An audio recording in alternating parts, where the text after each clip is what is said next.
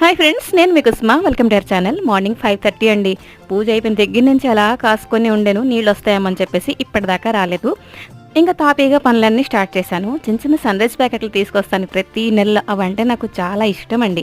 ఇంకా డబ్బాలు అయితే ఇప్పేసి వేసేసాను. ఈ రోజు అయితే ఆర్డర్ వచ్చింది పెసరపప్పు వండుదామని, ఇంకాను బీరకాయ కర్రీ. ఇంకా అప్పుడే పాలు ప్యాకెట్ ఇప్పేసి, నాకైతే స్ట్రాంగ్గా కాఫీ కలుపుకోవడం ఇష్టం. కాఫీ కలిపేసుకున్నాను. ఇంకా బీరకాయలు చిన్న చిన్న ముక్కలు కట్ చేస్తున్నాను. ఈ రోజు పెసరపప్పు చాలా సింపుల్గా, లైక్ అమ్మ స్టైల్లో, ఎలాగంటే ఒక చిన్న గిన్నెలోని పోపు వేస్తే ఒక సౌండ్ రావాలి చేయమనుకొని, ఇల్లంతా నెయ్యి పోపు వాసన. ఇంకా దాని తగ్గట్టు మూత నాకు ఒక అంతటికి సెట్ అవ్వలేదు. లాస్ట్ అండ్ ఫైనల్గా సెట్ అయింది. ఇంకా చిన్న కాగితం మడత పెట్టేసి అలా మూత తీసేసి అమ్మ కలిపేది.